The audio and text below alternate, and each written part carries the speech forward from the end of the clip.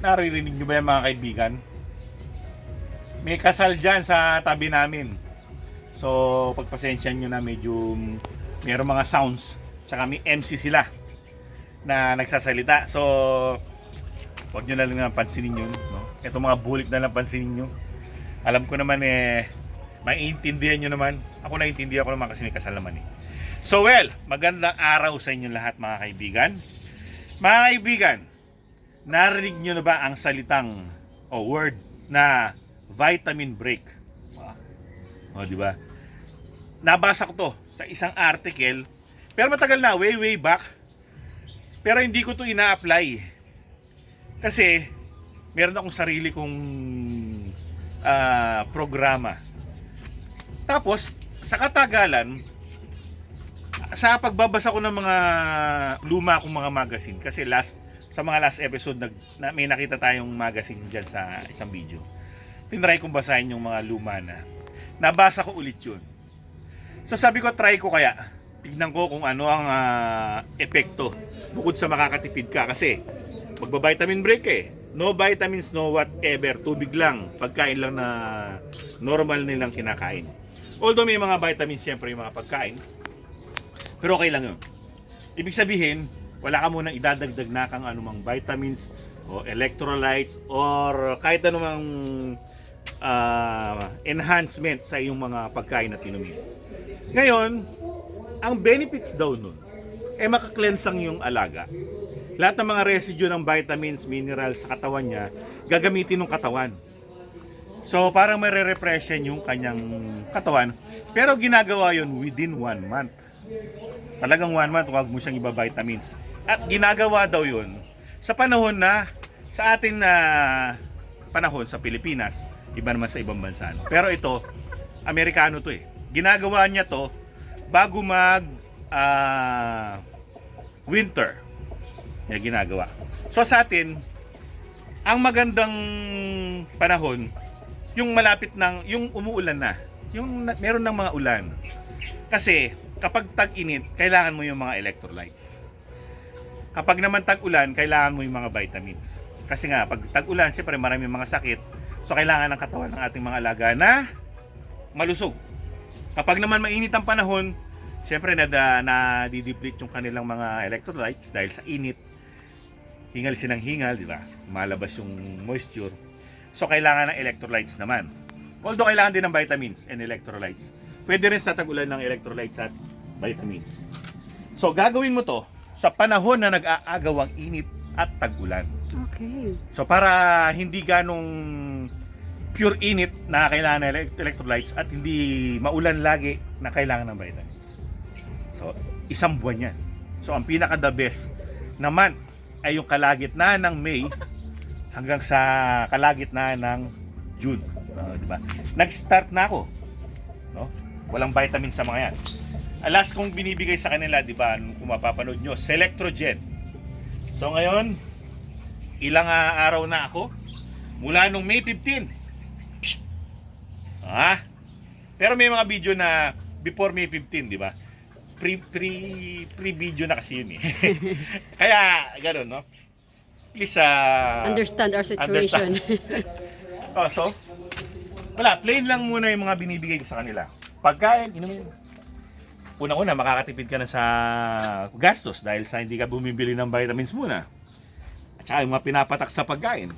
At the same time, mas mabilis mo sila mapapakain at mapapainom. Kasi plain pakain, painom ka lang. Wala kang timpla-timpla. Wala kang tinitimpla, wala kang pinapatak. Diba?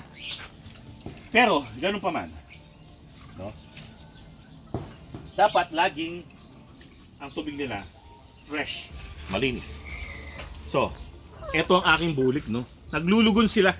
Nagtatanggalan ng mga old baby stag feathers nila. Yung mga luma na to. So, nagpapalit na sila. So, di ba? Ito yung mga patandang na. Sila medyo mailap ngayon dahil sa ayaw nilang nahawakan. Kaya masakit ang katawan, di ba? So, medyo pag sinalat mo, umbok-umbok yung kanilang mga balahibo.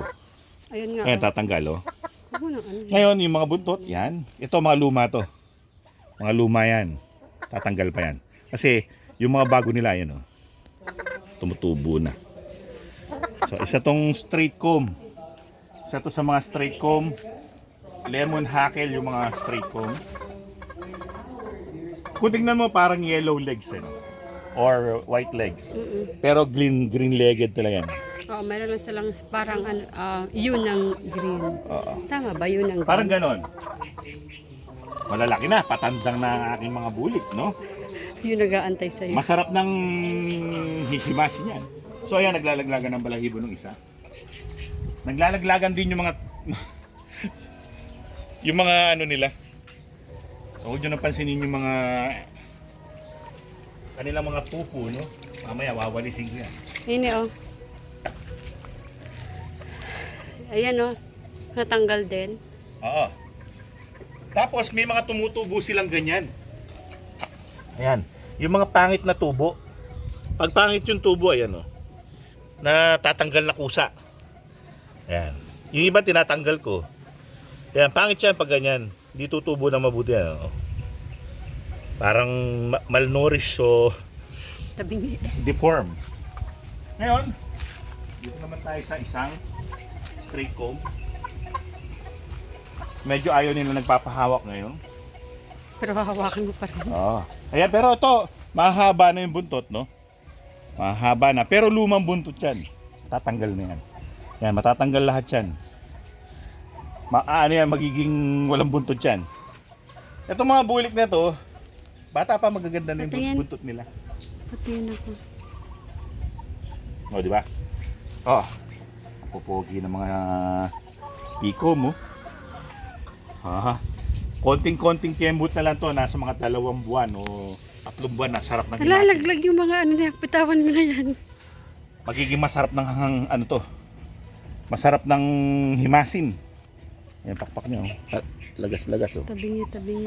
Ito, reject na balahibo to. To. Ah, hindi. Lumang balahibo to. Ayan, natatanggal na yan. Ay, hindi. Ay. Reject. Grabe siya oh. Yan oh. Pag ganyan, reject, hanggang dito lang ang ano na talaga. Yan. Wala pong nasaktan na mga manok. Tingnan nyo naman ang tindigan. Yan ang mga tindigan. Meron sa dito nalalaglag. Next. Konting kembot na lang yan. Oh, yung tubig ko. Ay, Konting kembot na lang. Sila ay masarap ng himasin. Etong mga to, hindi ko sila na range ng mabuti. Ano lang, yung pag umaga, pinapakawalan. Pero yung mga bulik na iba, kung makikita nyo sa ibang mga sa previous video, nagkakalat lang sila, takbo lang sila takbo dyan. Kasi nga, pinawalan ko para maganda yung kanilang paglaki, pag-develop. So, hindi ko naman ibibida. Tika ito. Ayan. Ayaw nilang gano'n nagpapahawak ngayon. Pero maamo yan. Yan, mga lumang buntot yan. kabilis lang malaglag na eh. Ito, duda ko bago to. Talago. Parang mayroong green. Oo. No? Picom. Gaganda. Oh. Yung mga paa nila, malalantik. Malalantik na mga Maganda pa yung paa. paa niya kaysa sa Kyotex ko. Pag ito, nagsilakihan mga kaibigan. Ang ganda nilang panoorin siguro, no? Kapag sila ine-exercise ko sa isa't isa. No? At makikita yun saan? Mapapanood nyo yun sa Bilibili. Sa aming Bilibili account, Barangay Dona. So hindi di pwede dito kasi tawa. Mapapalo tayo. Mapapalo tayo. Tayo ma-squat. Face the wall.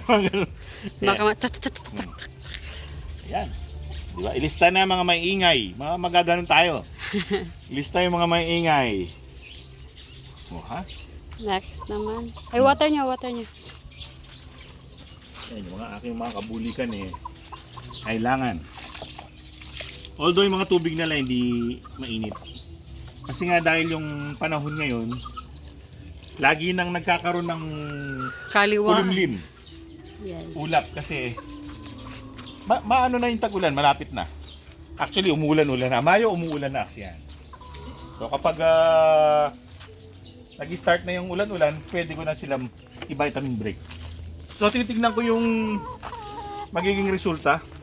Pati siya Actually, maganda resulta niyan talaga. Masasabi ko maganda ang resulta ng vitamin break sa bulsa. Di ba? Ang ganda ng resulta sa bulsa kasi hindi ka bibili. Ayan o, naglalaglaga na balay. Palit balahibo yung balahibong totoy. Ngayon sila ay ano na, binata na. Ayun, may bago siyang tubo. Mm-mm. Amboy! Amboy. Nabubulabog sa'yo eh. Tingnan mo yung buntot niya, mayroon patubong balahibo. Ha? Ayan. Ito mga to. Ang cute. Ayan. Ito, straight comb.